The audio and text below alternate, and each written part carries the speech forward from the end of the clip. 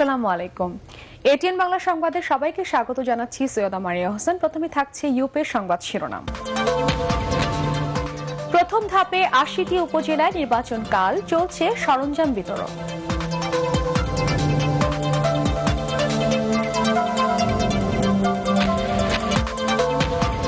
ডাকসু নির্বাচনের প্রচারণা শেষ হচ্ছে আজ, ছাত্রদলের ইশতেহার ঘোষণা।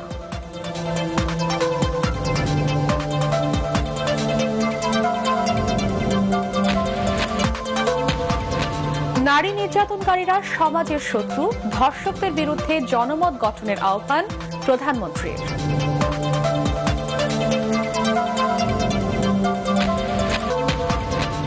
এবং বৃষ্টির কারণে বাংলাদেশ নিউজিল্যান্ড ওয়েলিংটন টেস্টের দ্বিতীয় দিনের খেলাও পরিত্যক্ত।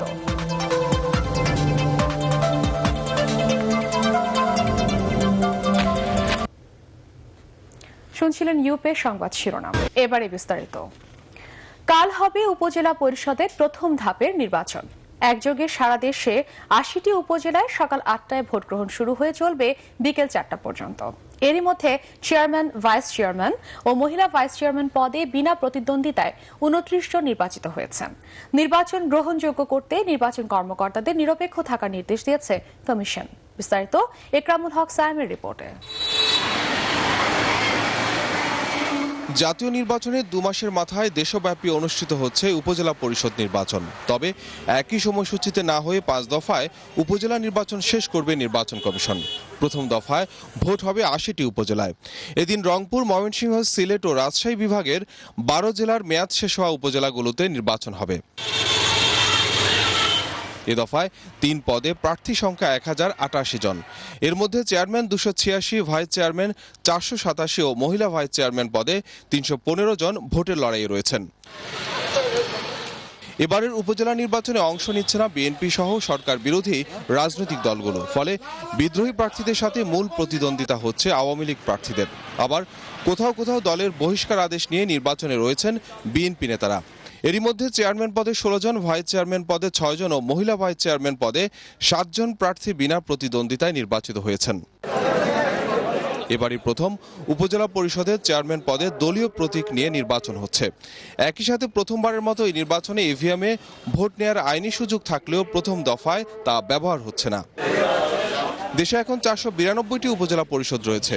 এর মধ্যে ১০ মার্চ থেকে ১৮ জুন পর্যন্ত ৫ ধাপে ৪৮০ উপজেলায় নির্বাচন হচ্ছে। মেয়াদ শেষ না হওয়া এবং আইনি জটিলতা থাকায় বাকি ১২ উপজেলায় এবছর নির্বাচন হচ্ছে না। একরামুল হক সায়েম, এটিএন বাংলা, ঢাকা।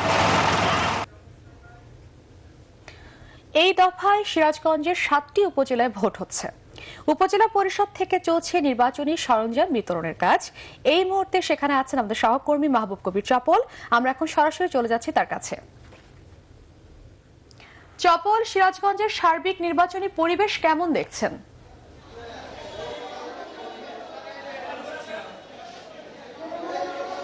মারিয়া, সিরাজগঞ্জ উপজেলা পরিষদ থেকে মূলত নির্বাচন যে সামগ্রী আছে সেগুলো বিতরণ করা হচ্ছে। আমি ঠিক আমার পাশে দেখতে পাচ্ছেন যে ব্যালট বক্স থেকে শুরু করে নির্বাচনের যে সামগ্রী আছে সেগুলো আসলে বিতরণ করা হচ্ছে। এর মধ্যে কিন্তু বেশিরভাগই বিভিন্ন কেন্দ্রে চলে গেছে। যেহেতু ৭টি উপজেলায় প্রায় ৮০০ কেন্দ্র আছে, সেই কেন্দ্রগুলোতে আজকে আমরা যতটুকু ধারণা করছি যে বিকেলের মধ্যে হয়তো ব্যালট পেপার এবং ব্যালট বক্স থেকে শুরু করে নির্বাচন নেওয়ার যে সামগ্রীগুলো সেগুলো চলে যাবে। সেজন্য প্রিজাইডিং অফিসারকে দায়িত্ব দেওয়া হয়েছে। আর যে কেন্দ্রগুলো আছে অনেক কেন্দ্র কিন্তু একবারে দুর্গম এলাকায়। আমার সহকর্মী ফেরদৌস হাসান বিভিন্ন কেন্দ্র ঘুরে দেখেছেন। এখন আমি তার সাথে আসলে একটু কথা বলতে চাই। ফেরদৌস, আপনি তো বিভিন্ন কেন্দ্র ঘুরে দেখেছেন, সেগুলো সার্বিক অবস্থা কি দেখেছেন? আপনারা জানেন যে সিরাজগঞ্জে যে আগামীকাল যে নির্বাচন অনুষ্ঠিত হতে যাচ্ছে এর ভিতরে 3টি উপজেলায় কিন্তু দুর্গম চরাঞ্চল আছে, যেমন কাজীপুর সদর এবং বেলকুচি। তো এই দুর্গম চরাঞ্চলের যে ভোট কেন্দ্রগুলো আছে সেই ভোট কেন্দ্রগুলো নিরাপত্তার জন্য বিশেষ ব্যবস্থা নেওয়া হয়েছে। অর্থাৎ জাতীয় সংসদ নির্বাচনের যে ব্যবস্থা ছিল তার চেয়ে দ্বিগুণ ব্যবস্থা করা হয়েছে নির্বাচন কমিশনের নির্দেশে। আমাদের অতিরিক্ত পুলিশ সুপার আবু ইউসুফ জানিয়েছেন যে দুর্গম চরাঞ্চলের প্রতিটি ইউনিয়নে একটি করে মোবাইল টিম থাকবে, যেখানে 4 সদস্যর একটি টিম থাকবে এবং সেই টিমে একজন এসআই নেতৃত্ব থাকবে। এছাড়াও 2 থেকে 3 জন আইন শৃঙ্খলা বাহিনী মোতায়েন থাকবে, পুলিশ সদস্য, এবং আনসার থাকবে 12 জন। ভোটারদের উৎসাহ কেমন দেখছেন এবার?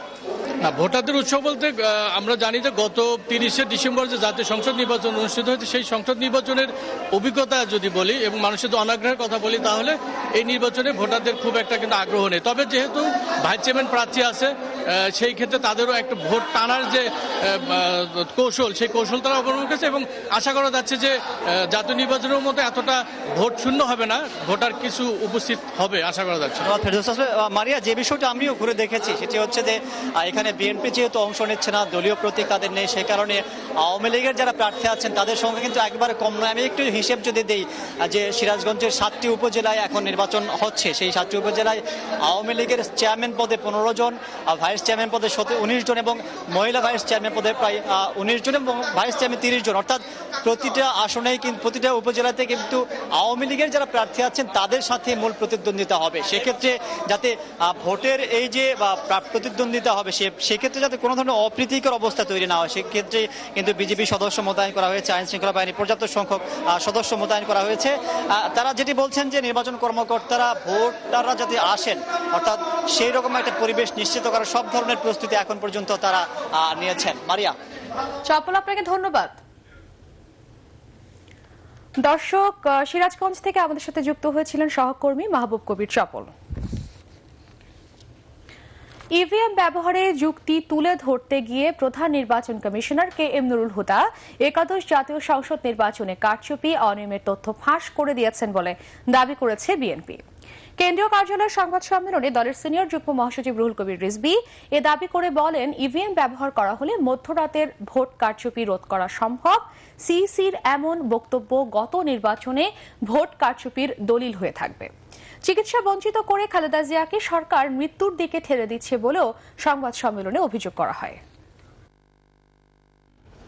কোনো চিকিৎসা নাই। একবার যে একজন নির্বাচন কমিশনার একটি নির্বাচনে জনগণের ভোটাধিকার বঞ্চিত করে কি করে সন্ধ্যা রাত থেকে গভীর রাত পর্যন্ত ব্যালট বাক্স পূর্ণ করার অনুমতি দিয়েছিলেন, সেটিরই গুরুত্বপূর্ণ দলিল হলো তিনি বলেছেন যে ইভিএম প্রতিষ্ঠিত না হলে এর মিডনাইট নির্বাচনের ঝুঁকি কমবে না। ঊর্ধ্বতন সাংবিধানিক কর্তা কতখানি আজ্ঞাবাহী হলে পরে একটি ভোটারবিহীন, ম্যান্ডেটবিহীন সরকারের নীতি বাস্তবায়ন করতে গিয়ে কত নির্লজ্জ হতে পারেন, সেটিরই একটি গুরুত্বপূর্ণ দলিল থাকবে কালকের এই বক্তব্যটি।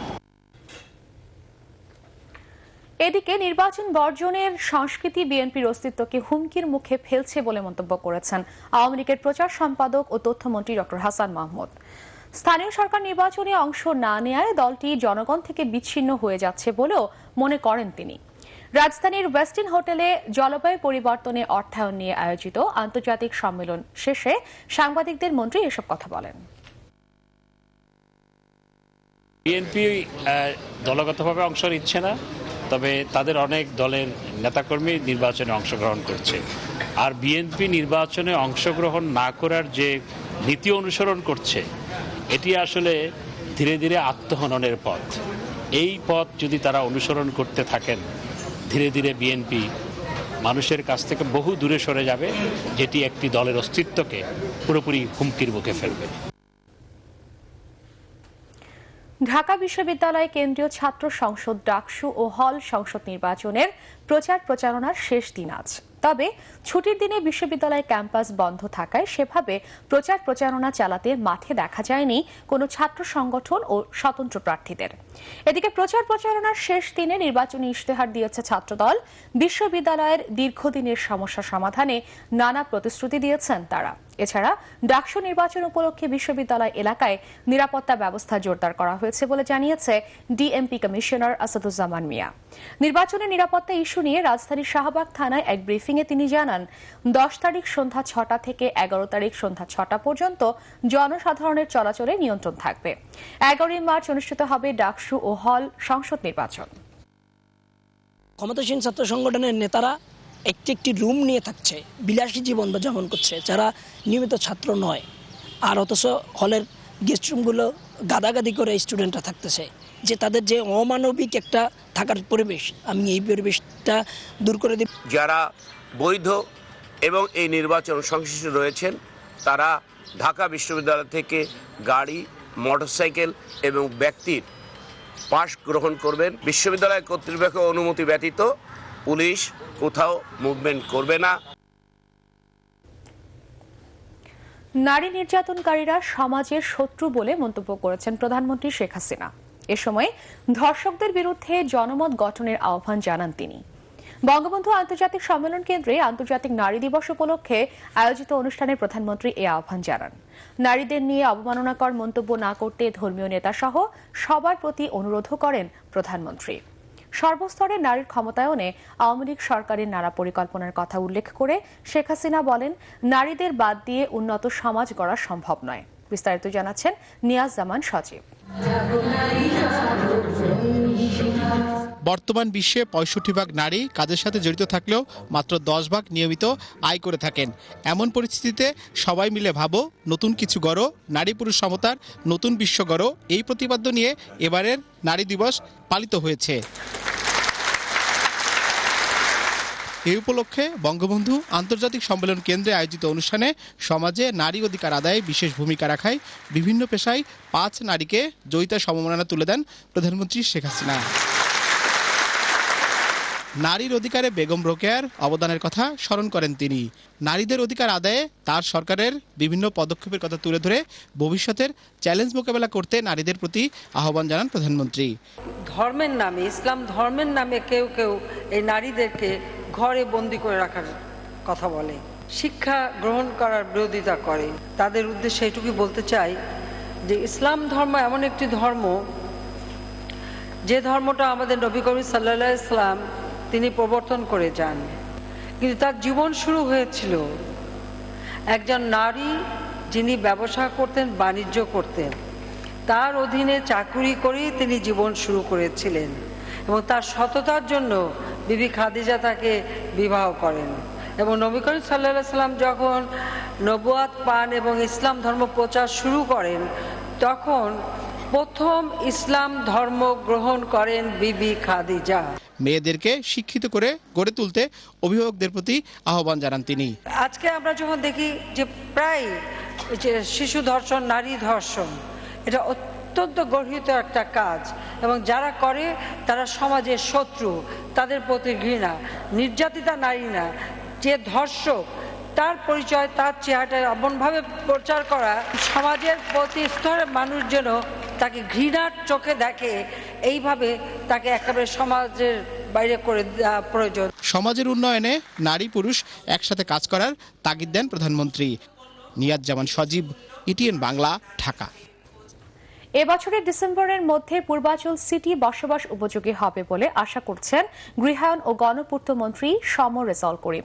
সকালে কুড়িল ফ্লাইওভার থেকে বালু নদী পর্যন্ত খাল খননের অগ্রগতি এবং পূর্বাচল প্রকল্প পরিদর্শন শেষে সাংবাদিকদের কাছে এ আশা প্রকাশ করেন তিনি।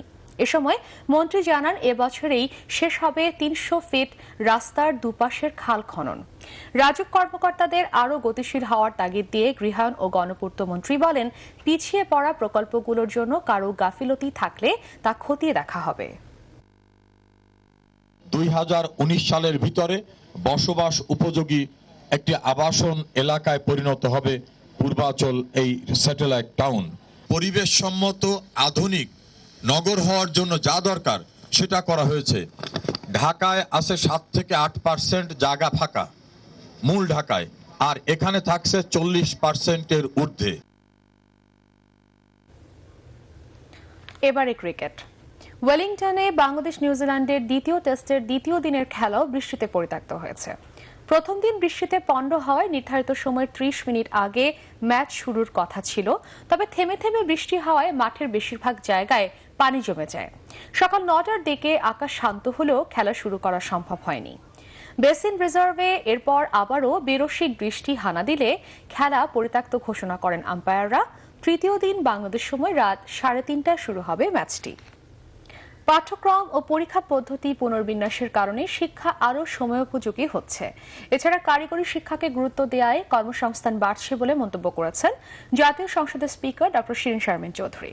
সকালে রাজধানীতে 2 দিনের আন্তর্জাতিক দক্ষতা সম্মেলনের উদ্বোধনী অনুষ্ঠানে তিনি আরও বলেন, সম্প্রতি জাতীয় মানব সম্পদ উন্নয়ন নামে একটি তহবিল গঠন করা হয়েছে। শিগগিরই এটি কার্যকর করা হবে। এ সময় পরিকল্পনা মন্ত্রী এম এ মান্নান বলেন, দক্ষতা বাড়াতে নানা উদ্যোগের কারণে উৎপাদনশীলতা বেড়েছে, যা দেশের অর্থনীতিকে এগিয়ে নিয়ে যাচ্ছে। অনুষ্ঠানে পররাষ্ট্রমন্ত্রী এ কে আব্দুল মোমেন ও শিক্ষা উপমন্ত্রী মহিবুল হাসান চৌধুরী অন্যান্যের মধ্যে বক্তব্য রাখেন। আল আরাফা ইসলামী ব্যাংক অর্থ সংবাদ।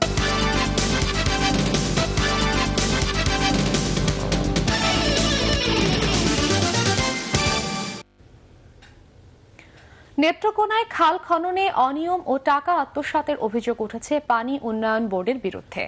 জেলার ঝালখালী খাল খনন নিয়ে দুর্নীতির এই অভিযোগ উঠেছে। স্থানীয়রা বলছেন, ভরাট হয়ে যাওয়ায় খালটির দুই তীরে গড়ে ওঠে অবৈধ স্থাপনা। কিন্তু চাষাবাদের সুবিধার্থে চলতি অর্থ বছরে এই খাল খননের জন্য পানি উন্নয়ন বোর্ডকে প্রায় 1.5 কোটি টাকা বরাদ্দ দেয়। ধুরন্ধার নামে অন্য একটি খালকে ঝালখালী দেখিয়ে খনন শুরু করে পাউরো।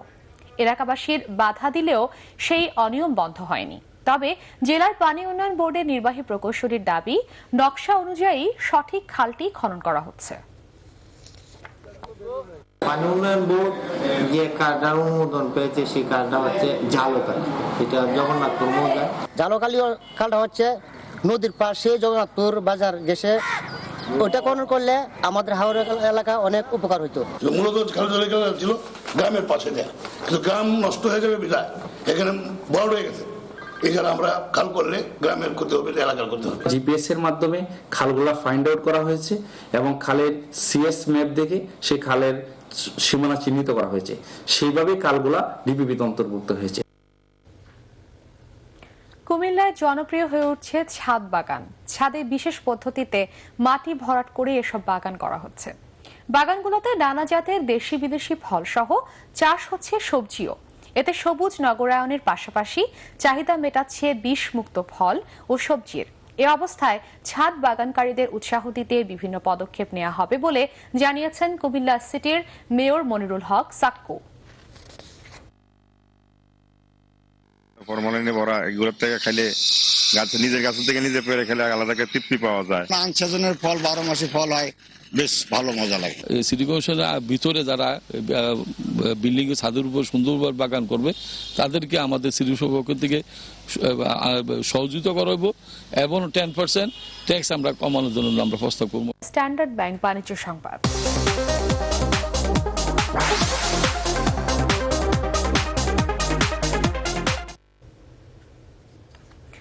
সুপারস্টার গ্রুপ বাজারে নিয়ে এলো জনপ্রিয় আমেরিকান ব্র্যান্ড অটিসের এলিভেটর সামগ্রী।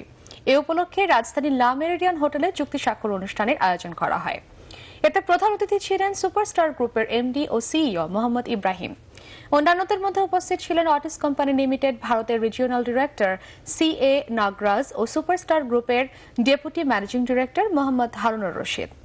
আমেরিকান কোম্পানি অটিস এলিভেটর বিভিন্ন দেশে এলিভেটর, এসকেলেটর, মুভিং ওয়াকওয়ে সহ নানা এলিভেটর সামগ্রী উৎপাদন ও বাজারজাত করে। পার্টেক্স খেলার খবর।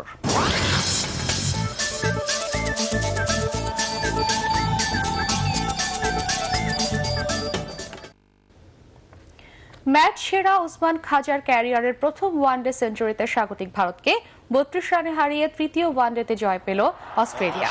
তবে এই ম্যাচ হেরেও সিরিজে 2-1 এগিয়ে আছে ভারত। রাঁচিতে 314 রানের টার্গেটে নেমে 281-তে গুটিয়ে যায় স্বাগতিকরা। এর আগে টস হেরে ব্যাটিংয়ে নেমে অস্ট্রেলিয়ার হয়ে উদ্বোধনী জুটিতে অ্যারন ফিঞ্চ ও উসমান খাজা যোগ করেন 193 রান। অধিনায়ক ফিঞ্চ 99 বলে 93 রানে ঘরে ফিরলেও খাজা 113 বলে করেন 104 রান। শেষ পর্যন্ত 5 উইকেটে 313 রানে থামে অজিরা। জবাবে প্যাট কামিন্স এবং রিচার্ডসনের বোলিং তোপে মাত্র 27 রানে 3 উইকেট হারিয়ে বিপর্যয়ে পড়ে ভারত। সে বিপর্যয় আর কাটাতে পারেনি তারা। অধিনায়ক বিরাট কোহলির 123 রানের ইনিংসে স্বাগতিকরা জয়ের স্বপ্ন দেখলেও 32 রানে হারে তারা। রোববার চণ্ডীগড়ে হবে চতুর্থ ওয়ানডে ম্যাচ। উদিনেসকে 4-1 গোলে হারিয়ে ইতালিয়ান সিরিয়েতে শিরোপার পথে আরও এক ধাপ এগিয়ে গেল জুভেন্টাস।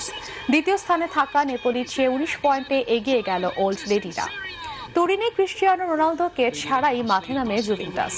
তবে তালিকায় 15তে থাকা উদিনেস প্রতিরোধই করতে পারেনি। ময়েসি কিনের জোড়া গোলে ম্যাচের 39 মিনিটে জুভেন্টাস ব্যবধান 2-0 করে দেয়। ৬৭ মিনিটের পেনাল্টিতে এমরি খান ব্যবধান ৩-০ করেন। এরপর মাতুসি আরও এক গোল করলে ৭১ মিনিটেই জয় অনেকটাই নিশ্চিত হয়ে যায় জুলদের। তবে নির্ধারিত সময়ের ৬ মিনিট আগে লাজাগনা এক গোল শোধ করেন উদিনেসের হয়ে। শেষ করার আগে ইউপে সংবাদ শিরোনাম আরও একবার। প্রথম ধাপে ৮০টি উপজেলা নির্বাচনকাল, চলছে সরঞ্জাম বিতরণ।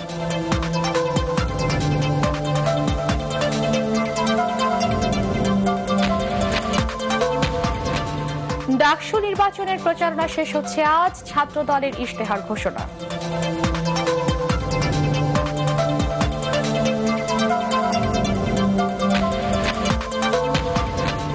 নারী নির্যাতনকারীরা সমাজের শত্রু, ধর্ষকদের বিরুদ্ধে জনমত গঠনের আহ্বান প্রধানমন্ত্রীর।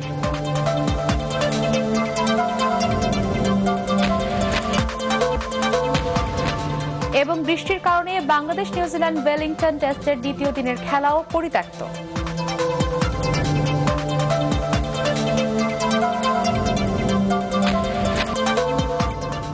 পরবর্তী সংবাদ দেখার আমন্ত্রণ জানিয়ে এখনকার মতো শেষ করছি।